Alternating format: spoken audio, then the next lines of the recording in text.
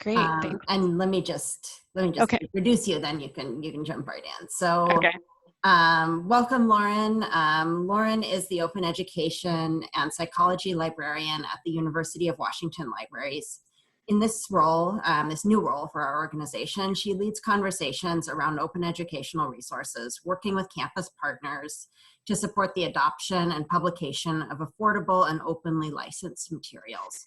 She also provides support to the UW's Department of Psychology through research consultation and instructional service. Lauren's talk today is entitled Using Open Educational Resources to Improve Classroom Equity. And at this point, I'll turn it over to you, Lauren. Great, thanks so much, Madeline. Hopefully everybody can hear me. That was a really nice introduction. So as Madeline said, today I'm going to talk about using open educational resources for improving classroom equity. And originally, I had this slated as a workshop, and it's a much different environment to be sitting at home at my computer. But I feel so happy that I was invited to speak as part of this event, and just feel so proud of my colleagues, Madeline and Verletta, for putting this on. It's a really wonderful event, so thank you. So again, my name's Lauren. I use she, her pronouns. And so today, what we're going to do is I'm going to talk a little bit about me, and then give some definition of open education and open pedagogy, talk about why OER, how OER can help address equity in education, and show some examples of open education, open educational resources, and open pedagogy. And then share some resources for OER and information about what's happening here at UW.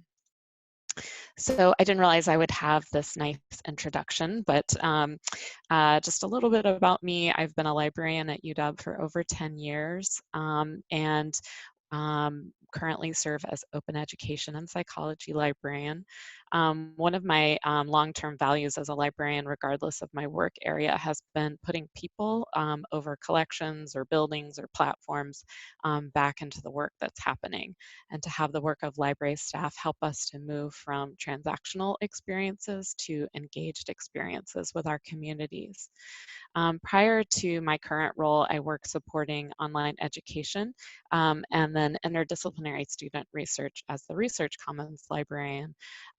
And these are some photos from that work on the left, some events and activities that I was involved in.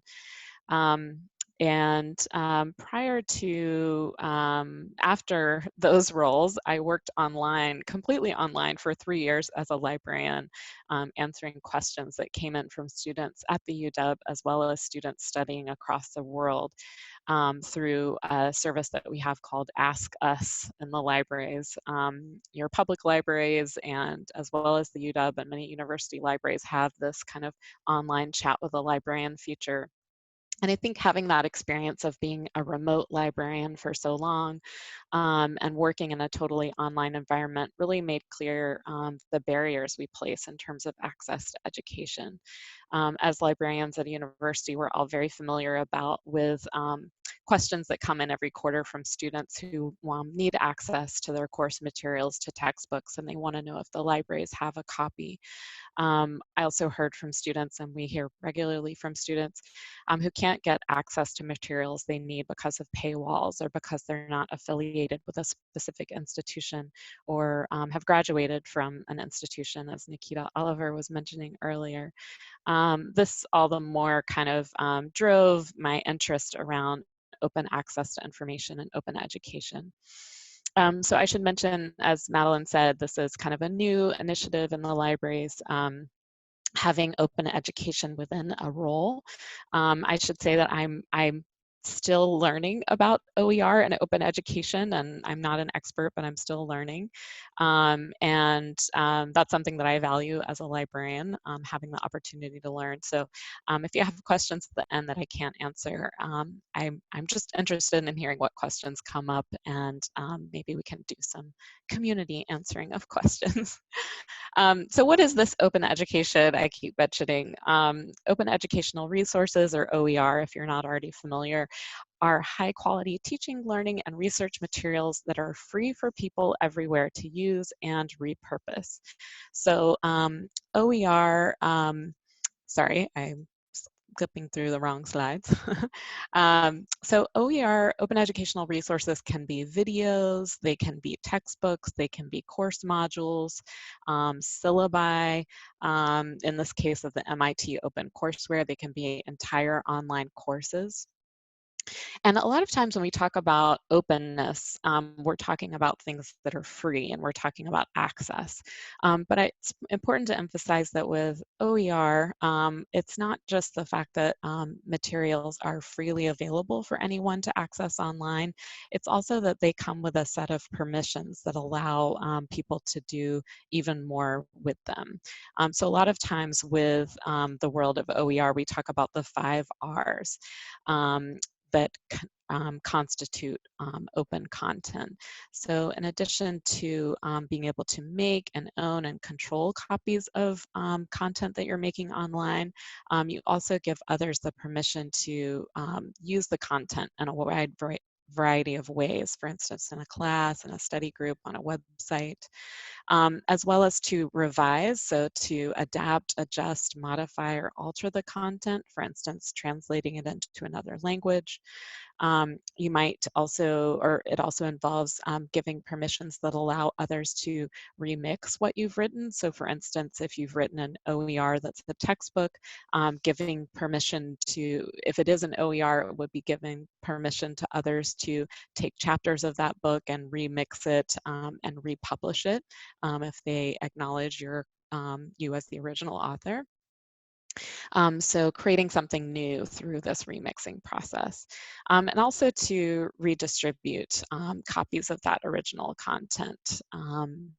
So these are all important permissions to keep in mind with OER. And along with open educational resources, it's important also to talk about open pedagogy. Open pedagogy is the practice of engaging with students as creators of information rather than simply consumers of it. It's a form of experiential learning in which students demonstrate understanding through the act of creation. The products of open pedagogy are student created and openly licensed so that they may live outside the classroom in a way that has impact on the greater community. Sometimes when I talk about open pedagogy, I use this example of a paper that I found in my parents' basement where that I had written in college. I went to college in the 90s and I wrote papers on a typewriter and turned them into my professor. And at that time, it's what we might now call a disposable assignment. In that the only person that read that paper was really myself and the professor. I got a grade on it, no one else saw that grade, and it went into a box and later got moldy in my parents' basement. With open pedagogy, it really gives us this opportunity to think about assignments in education being renewable. So open pedagogy leverages the open nature of OER to facilitate learning. There's an emphasis on community and collaboration, sharing resources, ideas, and power. Student work having a connection to the wider public. So some examples of open pedagogy are students creating, annotating, curating, or adapting openly licensed work. So for instance, students might write and edit Wikipedia articles. They might adapt, remix, or help build the textbook for their course. They might create tutorial videos teaching specific skills and summarizing key concepts in a class, and then have students in subsequent quarters of that class edit and remix and revise those videos. So getting to the theme of today, not many people may know that the United Nations Universal Declaration of Human Rights actually has language embedded within it concerning the importance of equal access to higher education. And in that statement, you might think about people around the world, but we're also talking about access here within our own country, where not all people have equal access to higher education. And it's just also an issue that's broader than just textbooks.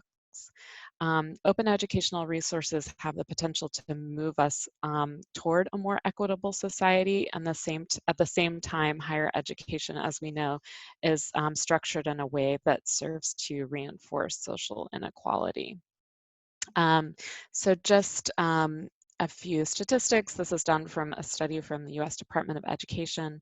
The cost barrier kept 2.4 million low and moderate income college qualified high school graduates from completing college in the previous decade. And the average, about 2/3 of students borrow money to get through school. These borrowers graduate with an average debt of over $28,000.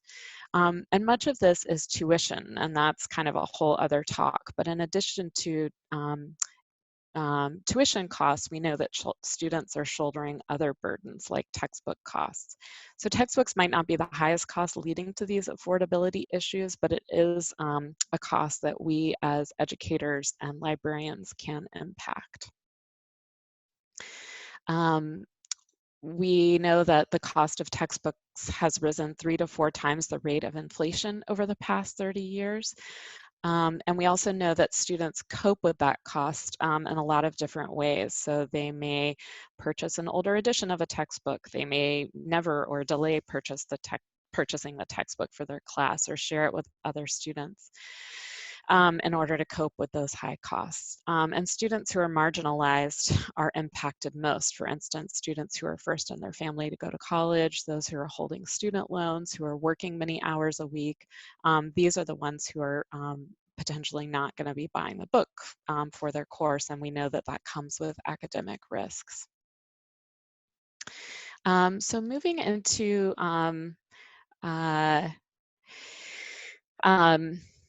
kind of the overall theme of the talk today. So a lot of times when we talk about OER, we usually talk about textbook affordability, and seeing in those kind of numbers before, this cannot really be understated. Open educational resources have the potential to lift the cost burden faced by many students and increase access to education. But we have to also remember that OER isn't just about things being free, it's also about permissions. So how can OER support equity? Beyond providing access to more affordable education, it gives permissions that allow educators to create, remix, and modify materials to suit their own teaching needs, and also to provide cultural context and localized knowledge that might not exist in a commercial option. With students having greater agency, they can see themselves reflected in the course and the textbook with OER. With open pedagogy, we can center student knowledge, having learners contribute to and not just consume knowledge. OER also has the potential to address the idea of missing knowledges, acknowledging that knowledge has many forms that every person owns through their story and lived experience.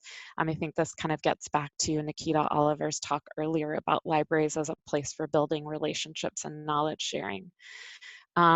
With OER, we can go beyond commercially published works and put publishing and open sharing in the hands of people whose knowledge might be missing. And support authoring and online publishing from people who come from marginalized experiences. And finally, open educational tools like Pressbooks, Hypothesis, and H5P are not tied to proprietary technology that could vanish overnight.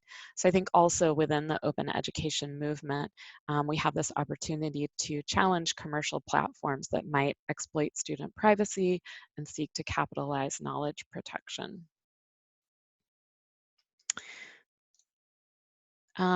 So I want to emphasize too that OER as a movement has the potential to address systemic issues such as access, diversity, and inequity within our educational systems. But the openness itself doesn't get us there. It has a lot of potential. If all we do is sort of replicate the existing publishing system and slap open licenses on things, I think there's a huge missed opportunity to fundamentally change how we're doing things. I think it's important in talking about openness and especially within a teaching and learning context to be aware and intentional about making resources that are accessible and that don't replicate existing power structures. We also have to be cognizant of invisible labor. While OER may be free for our students, it does involve a lot of work to produce OER. Okay, so I'm going to move into talking about some examples of OER. So I mentioned earlier Wikipedia as an assignment in terms of an open pedagogy practice. So this is just a screenshot from the Wiki EDU blog, which I suggest highly for taking a look at for examples of how Wikipedia can be used in OER and in education. So this is an example from Dr. Tracy Perkins' class. She's an assistant professor in the Department of Sociology and Criminology at Howard University. And in the fall of 2017, she taught Wikipedia in her course, Sociology of Food and Agriculture. Students added nearly 8,000 words to Wikipedia. They spent the semester learning how to evaluate existing Wikipedia content, identify areas that need improvement, and read and summarize and research and add that content to Wikipedia. Many of you probably know that Wikipedia contributors skew heavily white and male, and this impacts the kind of content available on the site. So for instance, for this class, her students created an article on Black land loss in the United States and added a description of the Freedom Farm Cooperative that Fannie Lou Hamer organized as part of her civil rights work. Another course at Colorado College in an environmental science class had students write Wikipedia pages on women scientists. Having students write Wikipedia biographies for women in STEM not only demonstrates to them that diversity and inclusion belongs in STEM, it asserts that to the world.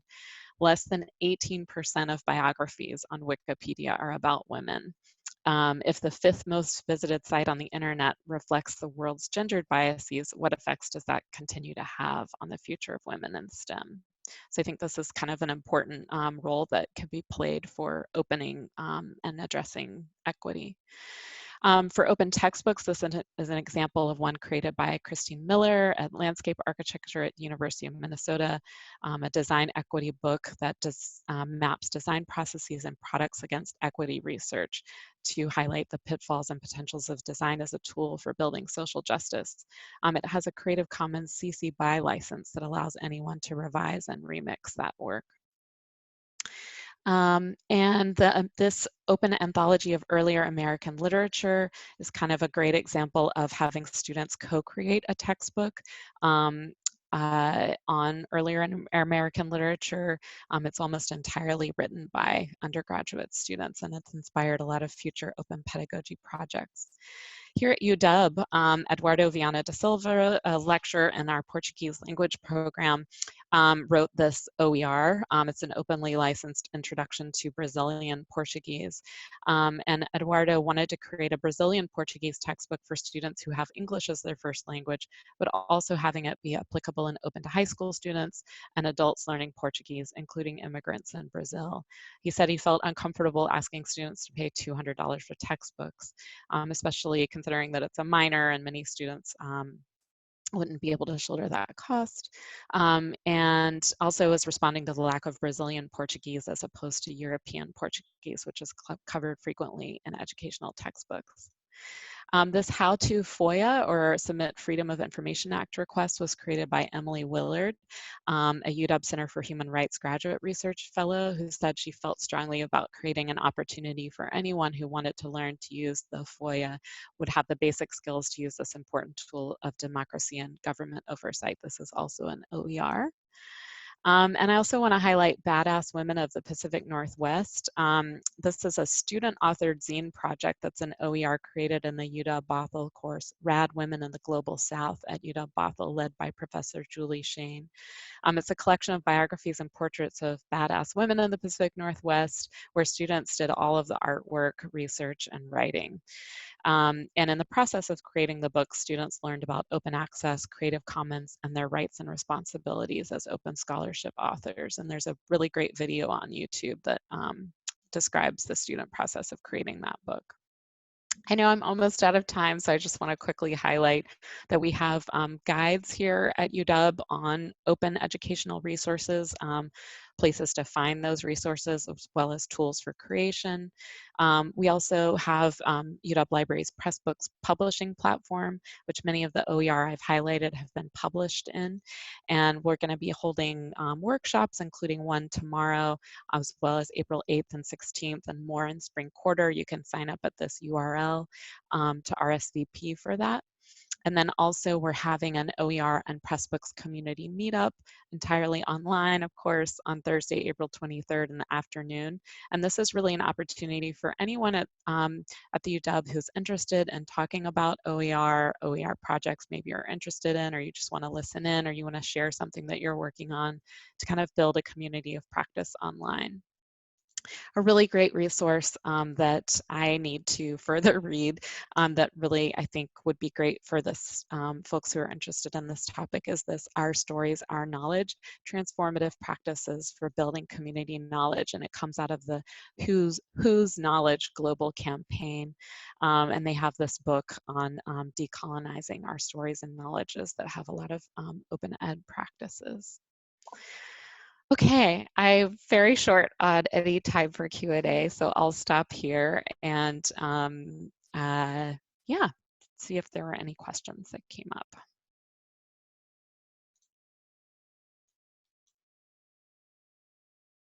At least I think I'm at time. That's what my computer clock is saying. Yeah, let me, Okay.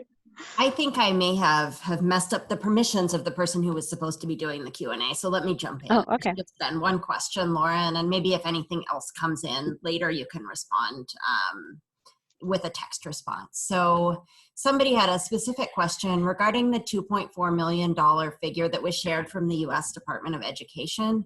What decade were they? Do you know what decade they were referring to? So 2000 to 2010 or? Yeah, let me look at that on my slide. I believe that's 2016, but I need to update that, and I can look, and feel free to reach out to me Yeah, for that sounds great. study link. Okay, well, that was the only question that came in Okay. the Q&A pod. People know how to contact you. So I think let's shift gears into the panel now. So at this point, let's pause for a moment and everybody can give Lauren your virtual thanks, and I'm going to stop the recording. Thanks, everybody.